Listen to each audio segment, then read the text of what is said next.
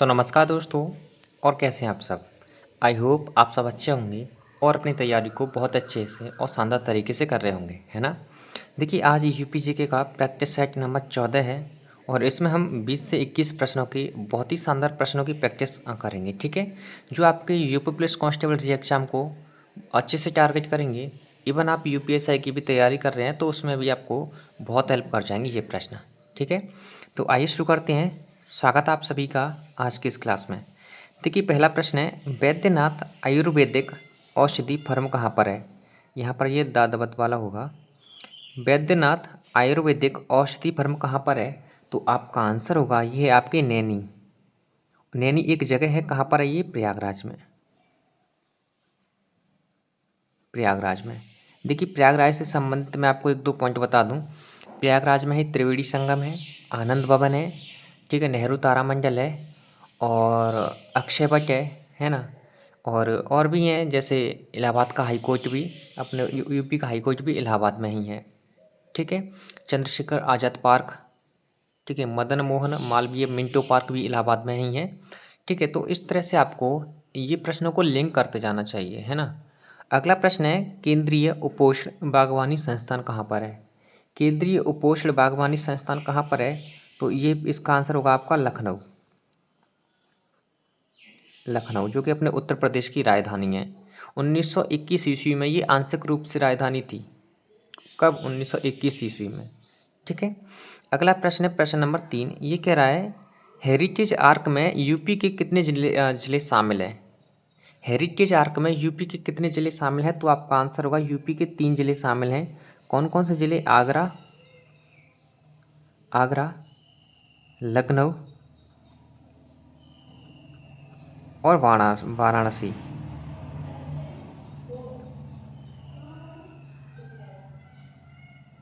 आगरा, लखनऊ और वाराणसी, ये 3 जिले हेरिटेज आर्क में शामिल हैं, ठीक है।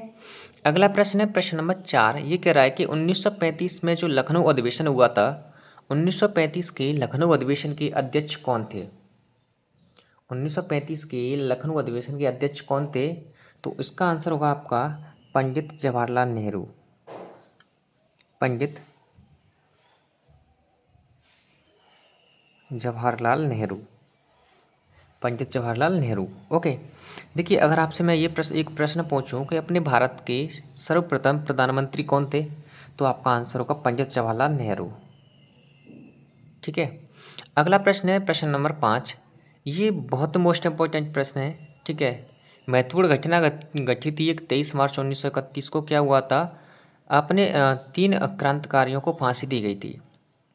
23 मार्च 1931 को कितने क्रांतिकारियों को फांसी दी गई थी, तो आपका आंसर होगा कि 3 क्रांतिकारियों को फांसी दी गई थी, 3 क्रांतिकारियों को। और वो क्रांतिकारी कौन कौन थे, भगत सिंह, सुखदेव और राजगुरु।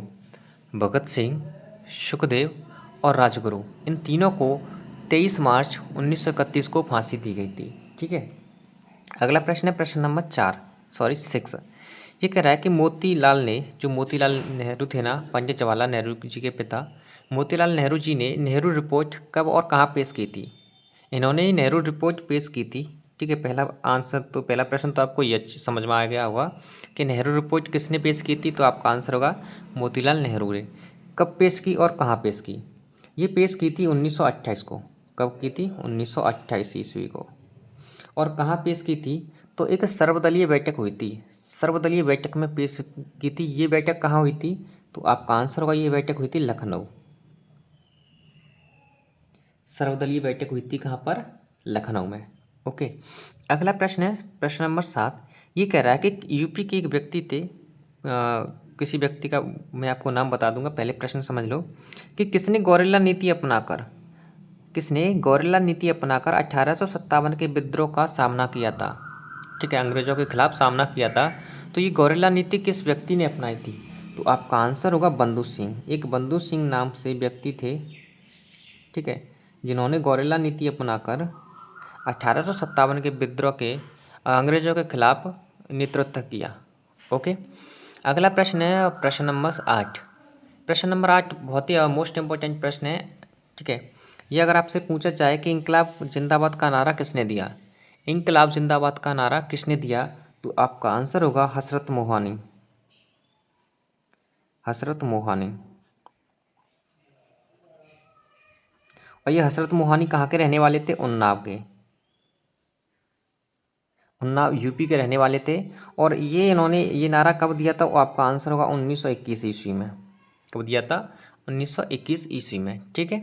अगला प्रश्न है प्रश्न नंबर 9, और ये यूपी के मेलों से संबंधित प्रश्न है। प्रश्न पूछ रहा है कि हरदास जयंती मेला कहाँ लगता है? हरदास जयंती मेला लगता है आपके निधिवन में। निधिवन। और ये निधिवन कहाँ पर है? तो आपका आंसर होगा ये है निधिवन मथुरा में। कहाँ पर? मथुरा में। ओके। अगला प्रश्न है नौका झक्कड़ लोकगीत। ये यूपी का लोकगीत है। नौका झक्कड़ लोकगीत किस समुदाय द्वारा या किस कम्युनिटी द्वारा गाया जाता है? तो आपका आंसर होगा नाई समुदाय द्वारा। जो नाई कम्युनिटी होती है ना, उसके द्वारा ये गाया जाता है। ठीक है।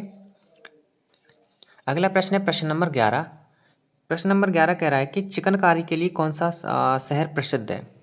यानी चिकनकारी जो सफ़ेद धागे से, शायद आई थिंक सफ़ेद धागे से उसमें जो कढ़ाई होती है उसे कहते हैं चिकनकारी। चिकनकारी के लिए कौन सा शहर प्रसिद्ध है? तो आपका आंसर होगा लखनऊ। लखनऊ को जीआई टैग, भौगोलिक जीआई टैग मिला है चिकनकारी के लिए। अगला प्रश्न है प्रश्न नंबर 12। देखिए रेजिडेंसी संग्रहालय किस शहर में स्थित है? अगर आपसे पूछा जाए कि रेजिडेंसी संग्रहालय किस शहर में स्थित है, तो आपका आंसर होगा ये आपके लखनऊ में स्थित है। लखनऊ में स्थित है। लखनऊ में ही आपको बड़ा इमामबाड़ा देखने को मिलेगा, रूमी दरवाज़ा देखने को मिलेगा। उसी रूमी दरवाजे से जो अपने यूपी पुलिस कांस्टेबल का जो लोगो है ना, उसमें जो दो मछलियाँ ली गई हैं ना, उन मछलियों का नाम है चीतल। ये दोनों मछलियाँ आपके रूमी दरवाजे से ही ली गई थी। ठीक है। अगला प्रश्न है प्रश्न नंबर 13। देखिए अगर आपको प्रश्नों का लेवल अच्छा लगता है तो अपना फीडबैक कमेंट के थ्रू जरूर दिया करें। ठीक है। वीडियो को लाइक कर दिया करें। और अगर आपने वो 13 प्रैक्टिस सेट नहीं लगाए, पिछले 13 प्रैक्टिस सेट, तो आपसे मेरी एक हम्बल रिक्वेस्ट है, आप उन सभी प्रैक्टिस सेट को लगा लेना, उनके प्रश्नों को भी नोट डाउन कर लेना। ये 400 से 500 प्रश्न आपको बहुत हेल्प करेंगे आपके यूपी पुलिस कांस्टेबल एग्जाम में। ठीक है।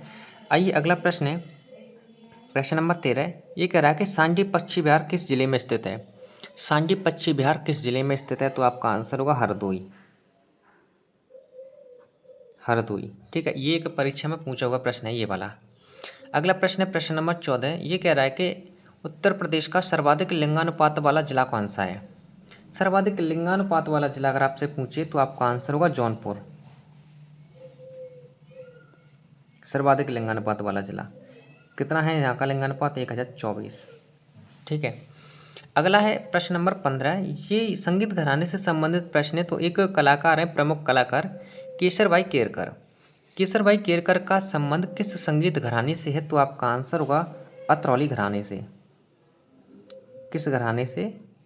अतरौली घराने से। ठीक है। अतरौली घराना। एक प्रश्न मैं आपसे पूछता हूँ, पंडित हरिप्रसाद चौरसिया, हरिप्रसाद चौरसिया जो कि बांसुरी वादन के लिए जाने जाते हैं, किस घराने से संबंधित हैं? ठीक है। इसका आंसर आप कमेंट करके जरूर बताना। अगला प्रश्न है प्रश्न नंबर 16। ये कह रहा है कि बॉक्साइट जो खनिज है ना, बॉक्साइट कहाँ पाया जाता है? ये खनिजों से संबंधित प्रश्न है कि यूपी में बॉक्साइट कहाँ पाया जाता है, किन जिलों में पाया जाता है, किस जगह पर पाया जाता है? तो आपका आंसर होगा ये पाया जाता है आपके बांदा और वाराणसी में। बांदा और वाराणसी में। ठीक है। अगला प्रश्न है यूपी की मिट्टी से प्रश्न है ये कि लाल मिट्टी का लाल रंग किसके कारण होता है? तो आपका आंसर होगा आयरन ऑक्साइड के कारण।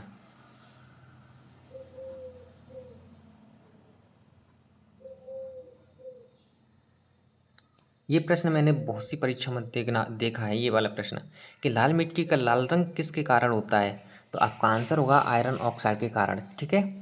अगला प्रश्न है गेहूं का वैज्ञानिक नाम क्या है? ये यूपी की फसलों से संबंधित है।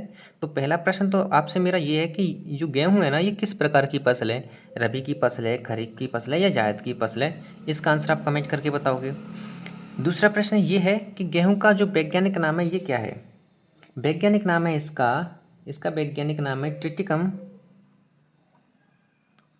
ट्रिटिकम वेस्टिबूम। ट्रिटिकम एस्टिबूम। ये गेहूं का वैज्ञानिक नाम है। ठीक है। मैंने वैज्ञानिक नाम पर स्टैटिक जीके में क्लास करा रखी है, आप उस क्लास को कंप्लीट देख लेना। ठीक है, बहुत ही शानदार क्लास है, आपका एक भी प्रश्न नहीं छूटेगा अगर इस टाइप का प्रश्न पूछा गया तो। देखिए, ये यूपी की करंट अफेयर से संबंधित प्रश्न है। समर्थ अभियान का शुभारंभ कब और किसने किया? कब किसने किया?